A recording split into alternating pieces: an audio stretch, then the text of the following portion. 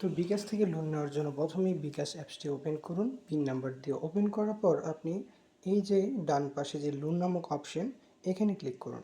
এখানে ক্লিক করলে দেখুন এখানে লোন নেওয়ার জন্য আমি বর্তমানে আমার লিমিট 30,000 টাকা পর্যন্ত।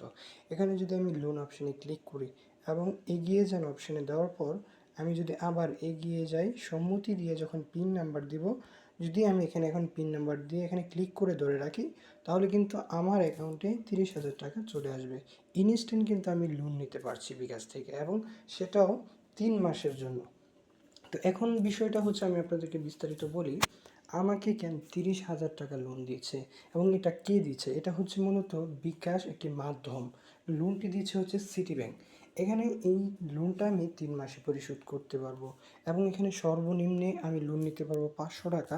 এই যে দেখুন 500 টাকা আমি 3 মাসে পরিশোধ করতে পারবো, এবং এটা 500 থেকে 30,000 টাকা পর্যন্ত আমি নিতে পারবো এখানে। এবং এই যে ওপরে দেখুন লোন দিচ্ছে কে? Citibank. Citibank. এবং আজকে যেহেতু উপরে দেখুন 4 তারিখ, আমাকে এটা প্রতি মাসের 4 তারিখের মধ্যে ঠিক এই সময় এই দিনে আমাকে পরিশোধ করে দিতে হবে। তো লোন 30,000 টাকা, এবং ব্যাংক প্রসেসিং কাটবে 172 টাকা 50 পয়সা, এবং আমাকে তারা দিবে 29,827 টাকা 50 পয়সা।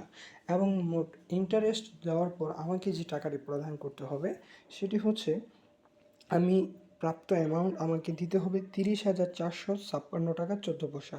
তাহলে ইন্টারেস্ট দিতে হবে 456 টাকা 14 পয়সা। এটি হচ্ছে আমাকে দিতে হবে।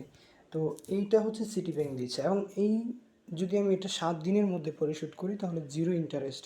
আর যদি এটা বর্তমানে তারা 3 মাসে দিচ্ছে, 3 মাসের মধ্যে এটা পরিশোধ করতে পারবো। তো অনেকেই 2,000 3,000 দিচ্ছে, বাট আমাকে কেন 30,000 টাকা দিচ্ছে?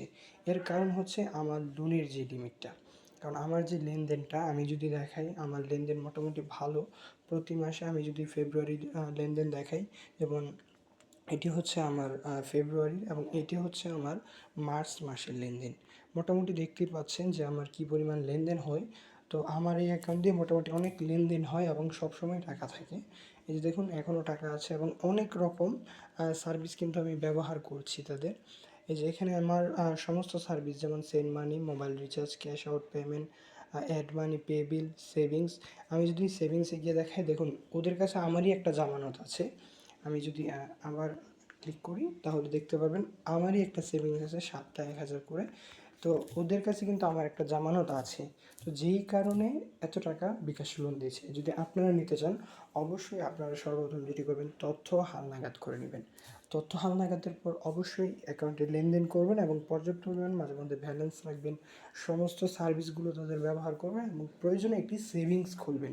যেমন 250, 500, 1,000 টাকার একটি সেভিংস আপনি ব্যবহার করেন, এবং লেনদেন মোটামুটি ভালো হলে অবশ্যই আপনাকে বিকাশ থেকে, মানে সিটি ব্যাংক নির্ধারিত করে আপনাকে বিকাশের মাধ্যমে লোন দেবে, এবং খুব সহজে সেটি আপনি নিতে পারবেন, এবং খুব সহজেই সেটি পরিশোধ করতে পারবেন। আশা করি বুঝতে পারছেন। যদি কোনো বিষয় জানার থাকে তাহলে অবশ্যই কমেন্ট করবেন। ধন্যবাদ।